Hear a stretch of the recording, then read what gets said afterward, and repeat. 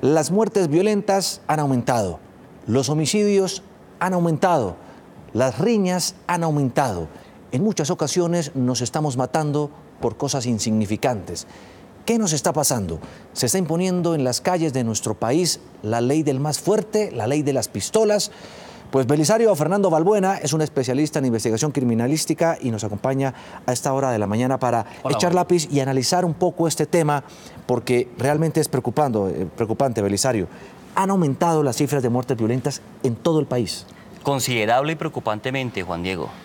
Si nos damos cuenta, el índice de homicidios comparado entre 2018 y 2017 aumenta en un 537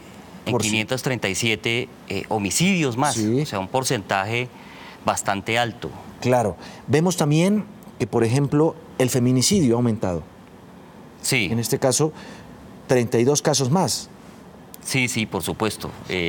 Influye también el hecho de que ahora se denuncie un poco más, se investigue un poco más y de esa manera también se tipifique como un delito. Sí. Los accidentes, por ejemplo, las muertes por los accidentes en las vías, el transporte en general, también han aumentado. Sí, a pesar de las campañas, de todo lo que se hace para disuadir y persuadir a la gente, pues lastimosamente siguen en aumento. El suicidio ha aumentado.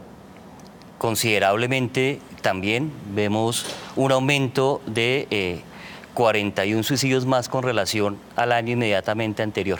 72 casos. Correcto.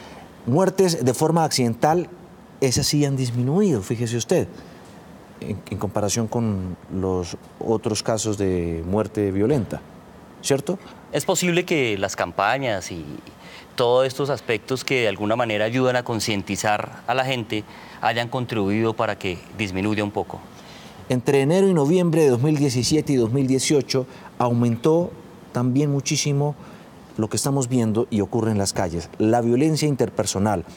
848 casos de más. Es una cifra realmente alarmante. Grande, alarmante.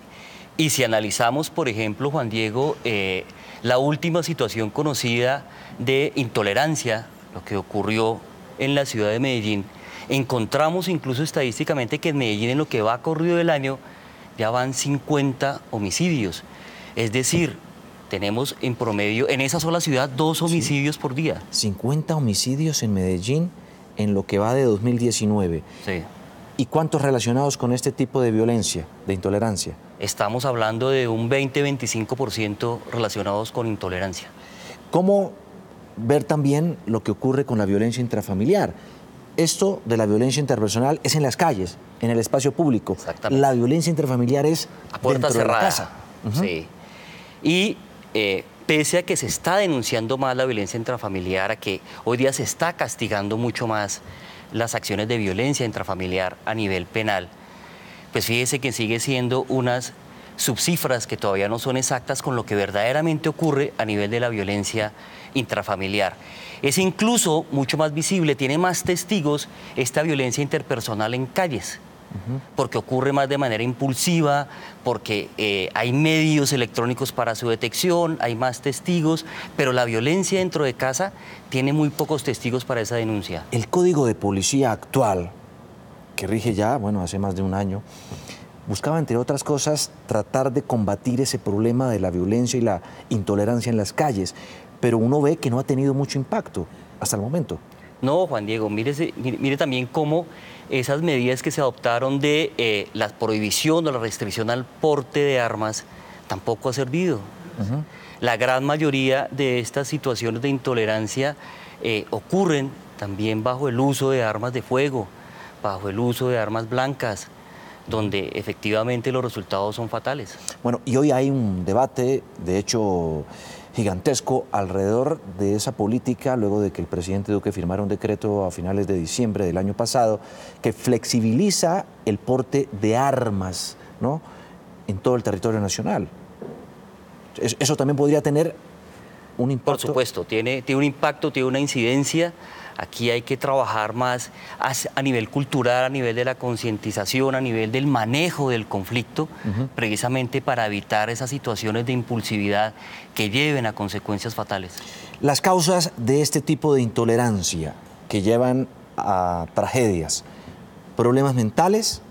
¿Está en la lista? Sí, hay algunos casos, por ejemplo, ya está tipificado dentro de los manuales tanto de psicología como de psiquiatría, un trastorno muy común que es el trastorno explosivo intermitente, donde hay personas que ya llevan la sintomatología de ser como una especie de olla a presión, que en el momento en que encuentran la situación propicia tienen el detonante para agredir desmedidamente a los demás y puede terminar precisamente en consecuencias fatales como la que ocurrió en Medellín. Sí, uno ve que eso es muy común, bueno, recurrente en las vías. Sí, muy recurrente en las vías. Ese es uno de los contextos donde más se presenta. Otros, donde hay aglomeraciones, un concierto, un estadio donde hay un partido de fútbol, en fin, es propicio para que se dé ese tipo de situaciones. Esta también. historia de Medellín realmente es preocupante.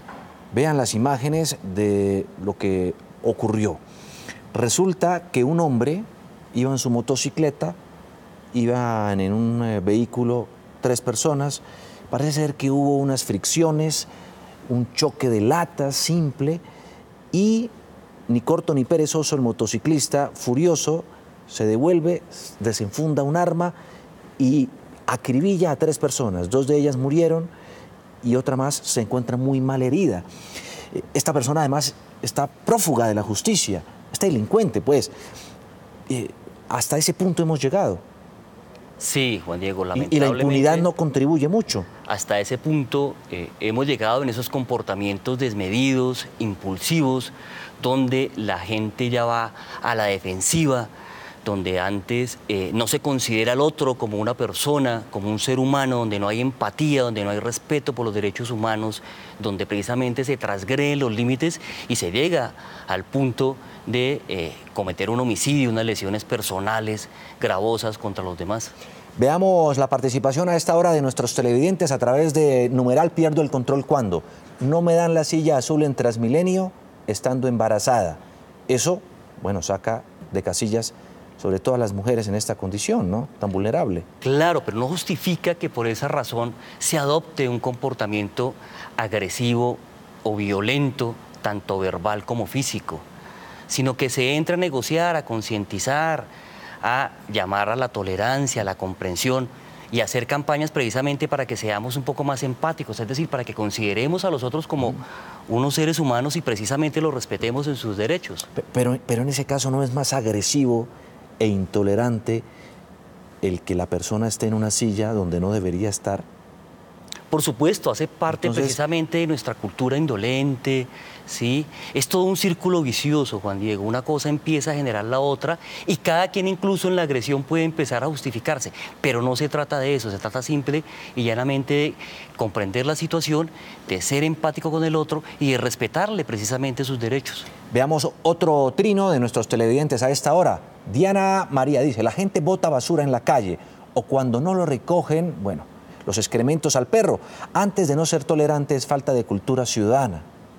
Perfecto, y tiene que ver con lo que hemos hablado anteriormente. Aquí falta precisamente un trabajo masivo de sensibilización, ¿sí? De control, en ese sentido de acusación moral, si se puede decir de esa manera, para quien empiece a transgredir las reglas, porque se empiezan a transgredir, pero como no pasa nada, pues lo sigo haciendo, hasta el punto en que va escalando a unas situaciones que se pueden volver más complejas. Sí, causas también. El licor incide muchísimo en este tipo de problemas. Sí, en especial en el tema de las riñas, vemos que muchas son provocadas por el exceso de licor que facilita precisamente la desinhibición y el comportamiento violento. El estrés y otros. Sí, por supuesto, en especial, por ejemplo, una ciudad como Bogotá o las ciudades con gran tráfico, pues son contextos para generar estrés y en su momento no controlar esas situaciones de estrés o de frustración genera precisamente que se actúe de manera impulsiva y de manera violenta. Según la Organización Mundial de la Salud, el 4.7% de los colombianos sufre de depresión por encima del promedio mundial. ¿Está ligado esto a muchos trastornos mentales? Sí, Juan Diego. Sin embargo, en relación con el comportamiento violento, la depresión no es una causa como tal. Es decir, es más proclive a alguien que tenga o que sufra depresión autoagredirse que agredir a otros. Aquí hay otra serie de sintomatología que tiene que ver con algunas psicopatías, trastornos antisociales de personalidad, con ciertos rasgos paranoides, de irrespeto hacia los demás, de falta de empatía que facilitan ese comportamiento violento. Precisamente hay mucho sociópata, ¿cierto? ¿Qué es un sociópata?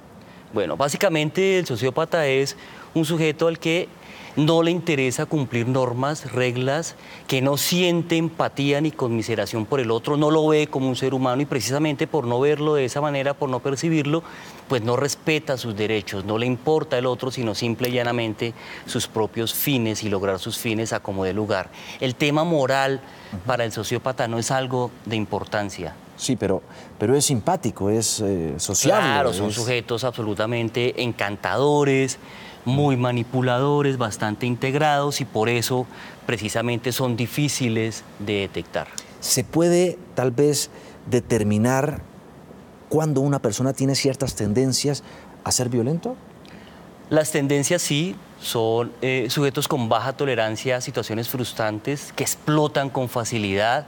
Muchos de ellos practican actividades que tienen que ver con situaciones violentas, artes marciales, boxeo, pero no con un fin deportivo, sino con el fin precisamente de buscar una situación en la cual puedan utilizar esas circunstancias. Algunos portan de manera ilegal armas blancas, armas de fuego y precisamente tienden a buscar esas situaciones donde puedan agredir al otro. Claro, veamos ahora lo que dice otro televidente en Twitter, dice: numeral, pierdo el control cuando, somos tendencia en este momento, los conductores no colocan las direccionales al momento de voltear en una calle. Sí, eso nos pasa. Tal cual, ¿cierto? sí, personalmente también me ocurre. Uno supondría que uno va en su carro, pone la direccional y pues el que va al otro lado debería darle la vía, pero todo lo contrario, acelera. Claro, exactamente. A veces inclusive genera también frustración el hecho de que uno cumpla la norma, le indique al otro, haga lo correcto y el otro aún así no lo respete. Por eso hablo de ese círculo donde se empieza a generar esa cultura y ese comportamiento precisamente de intolerancia. Entonces, fíjense cómo todos los televidentes han atinado en que el tema es cultural, en que hay que empezar a generar esos cambios a nivel cultural, a nivel de los hábitos, esas campañas de sensibilización en nosotros para que precisamente cambiemos y modifiquemos ese comportamiento. Sí, y generar algo de autocontrol para que no nos sigamos matando por cosas insignificantes. Belisario Balbuena, un experto en todos estos temas criminalísticos, muchas gracias. Y rematamos también dándoles a ustedes el resultado parcial de lo que ha sido la participación en Facebook de nuestros televidentes. ¿Ha tenido alguna vez una reacción agresiva en la calle? 3.400 votos. No la ha tenido 57%. Sí, 43%. A esta hora de la mañana reflexionando sobre esto, la intolerancia desbordada en las calles del país.